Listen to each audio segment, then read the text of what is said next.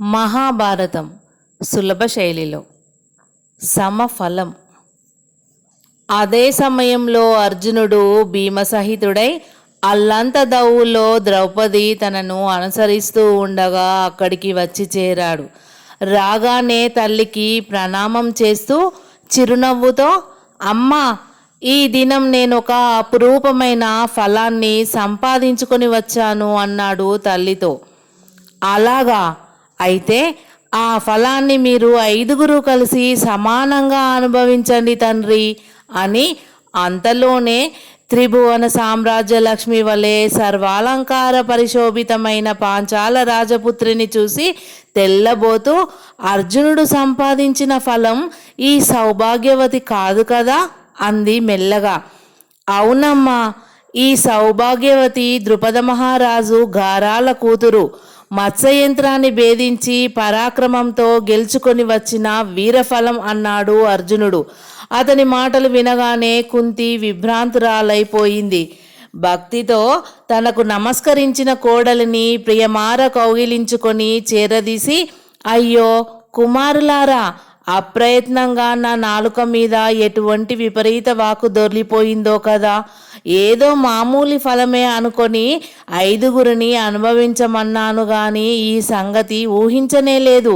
మీ తల్లి వాక్కు పొల్లుపోవడం జరిగితే ప్రపంచ ప్రళయం దాపురిస్తుంది తండ్రి అని విచారించసాగింది కుంతి.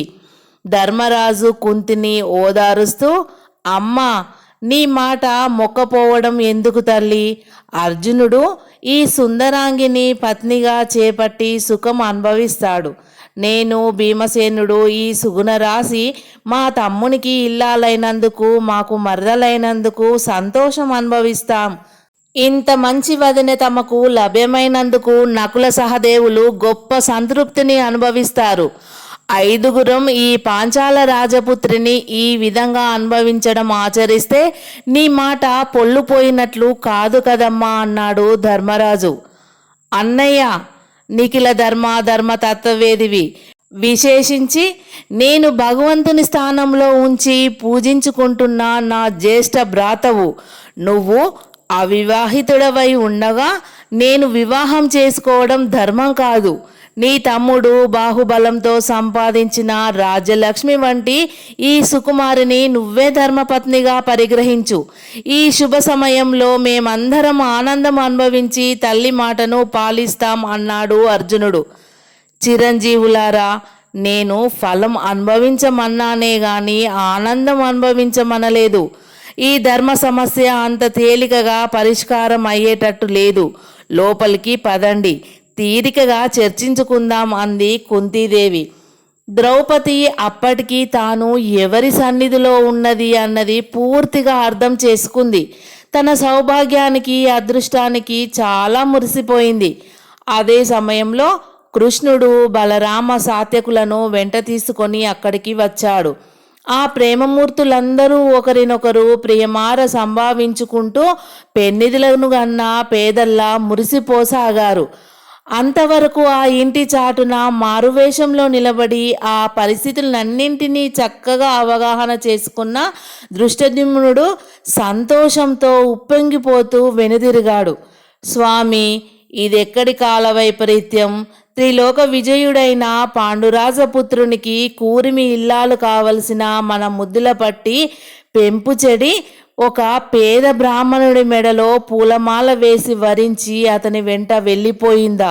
ద్రౌపది మీద మనం పెట్టుకున్న ఆశలన్నీ ఈ విధంగా తారుమారైపోయాయా? అంతఃపురంలో ద్రుపద మహారాజు సమీపంలో నిలబడి మహారాణి దీనంగా అంది. లేదమ్మా, నువ్వు నాన్నగారు చేసిన తపస్సుకు సత్ఫలితం సిద్ధించింది. మీ కోరికలు తారుమారు కాలేదు. భగవంతుడు పరిపూర్ణ దయాంతరంగుడై మనలను అనుగ్రహించాడు అని దృష్టద్యుమ్న యువరాజు అప్పుడే అక్కడికి వచ్చి తల్లితో అన్నాడు. పాంచాల రాజపుత్రులు పుత్రుని వైపు ఆశ్చర్యంగా చూశారు. ద్రుపద యువరాజు ముఖమండలం శరత్కాల చంద్రమండలంలా సంతోష కాంతులతో ప్రకాశించిపోతోంది. అవునమ్మా, మీరు ఏ వీరునికైతే మన ద్రౌపదిని ఇచ్చి పరిణయం చేయాలని ఇంతకాలం నుంచి ఎదురు చూశారో ఆ విశ్వవీర చూడామణి అర్జునుడే మన సౌభాగ్యవతిని చేపట్టాడు అన్నాడు ద్రుపద యువరాజు. నాయనా దృష్టద్యుమ్న, నీకు మతి చెలించలేదు కదా? అర్జునుడేమిటి, ద్రౌపదిని చేపట్టడమేమిటి అని ఆశ్చర్యంగా ప్రశ్నించింది మహారాణి. దృష్టద్యుమ్నుడు మందహాసం చేశాడు. నిజం తల్లి, అర్జునుడే బ్రాహ్మణ రూపంలో వచ్చి మత్స్యయంత్రాన్ని భేదించాడు.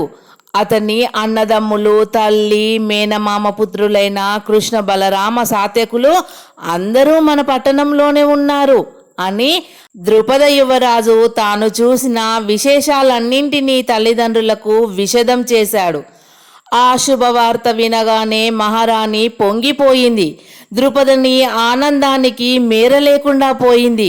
కుమారా, ఎంత చల్లని వార్త చెప్పావు నాయనా అని ద్రుపదుడు కొడుకును ప్రియమారా కౌగిలించుకున్నాడు. తండ్రి కొడుకులు తర్వాత తీరుబడిగా ఒకరినొకరు సన్మానించుకుందురు గాని ముందు అల్లుణ్ణి సగౌరవంగా ఇక్కడికి తీసుకురండి, మహారాణి చిరునవ్వుతో భర్తను చూస్తూ అంది.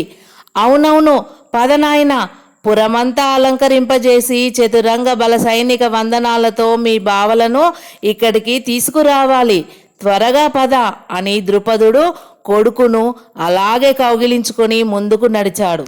సమ విశాలములైన బంగారు గద్దె మీద కూర్చొని చక్కగా అలంకరించుకొని ఉన్న క్షత్రియ వేషాలతో ప్రకాశిస్తున్నారు పాండవులు.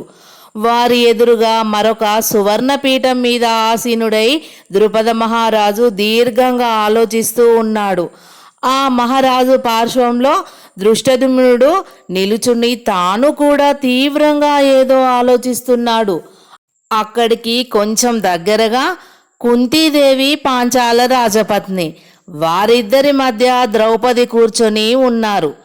చిరంజీవులారా, మీ మాతృదేవత మాటను అక్షరాల ఆచరించడం తన అభిమతమని, తానొక్కడు నా పుత్రికను వివాహం చేసుకోవడం మాతృవాక్యోల్లంఘనం చేసినట్లవుతుందని, అలా జరగడం అసంభవమని అర్జునుడు దృఢంగా చెబుతున్నాడు. ఈ ధర్మ సమస్యను ఎలా విడదీయాలో నాకు తోచడం లేదు. భుజ బలంలో వలనే బుద్ధి బలంలో కూడా సాటిలేని మేటి జ్ఞానవంతులైన మీరే ఈ చిక్కును విడదీయండి అని ధర్మజ, భీమ, నకుల సహదేవులను చూస్తూ ద్రుపదుడు అన్నాడు. వారు నలుగురు కూడా దీర్ఘాలోచనలో మునిగిపోయారు. ద్రుపదపుత్రి నిశ్చలంగా ప్రేమగా ఆ అన్నదమ్ముల వంకే చూస్తూ ఉండిపోయింది.